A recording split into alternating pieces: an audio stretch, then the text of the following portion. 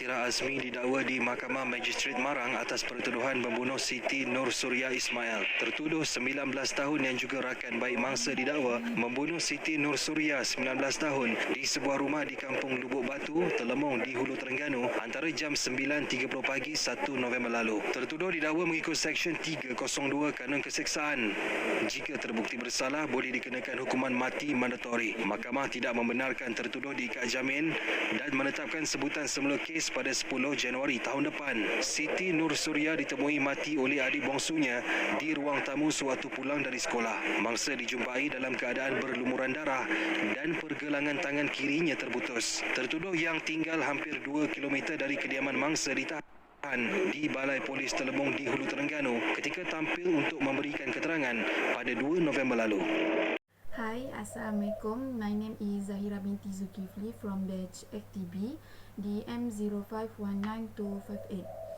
Okay, today I was assigned to explain some of the cases in Malaysia, which is the murder case of Siti Nur Suraya. This case was involved a victim name, which is Siti Nur Suraya, who is 19 years old, were dead in Kampung Lubuk Batu, Telemong. This case will involve some witness on family suspect like her father, mother, sister and brother.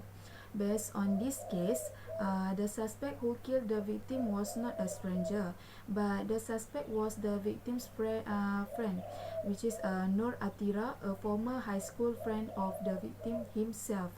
Based on the question number 1, it tells the explanation based on the field note. Siti Noliana Shuhada, 15 years old, school to take her all, waiting for her sister Siti Nusraya at school to take her home. Siti Noliana was suspicious of sister because not invite her home, and she returned home alone because her sister did not invite her home. Siti Noliana Shuhada returned home to find the victim lying in the living room when she returned to school at 2:20 p.m. Siti Noliana Shuhada immediately called her brother Muhammad Azroy, who works in Kampung Bukit Payung. After that, Siti Noliana Shuhada called her father to tell this accident when the father works.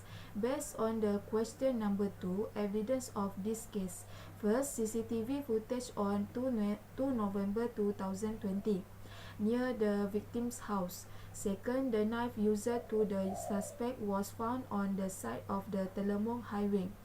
Number 3, while the suspect was called by the police to testify, the police was also suspicious of the suspect's explanation and saw that the suspect body had traces of injuries and bites of his hand, believed to be due to a fight. Number 4, after investigating the suspect, the police went to the suspect's house in Kampung Kubang Labu and found some of the victim's belongings, including mobile phone, cash and makeup. Based on question number 3, people who trauma on this case is victim's younger sister Siti Noliana Shuhada, her father and his mother.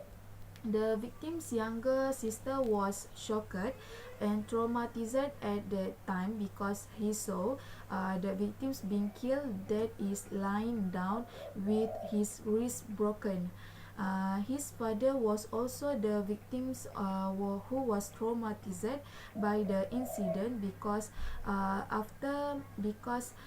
when Siti Noliana Shuhada called her about this accident, he had time to tell the condition of the victim, who died lying down and his wrists were broken, and his father was expecting his son to die and did not think that his own friend killed him.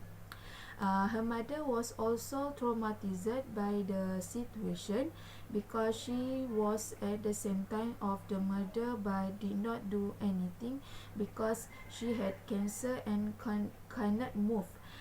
She could only hear the victim's condition after being told by her husband.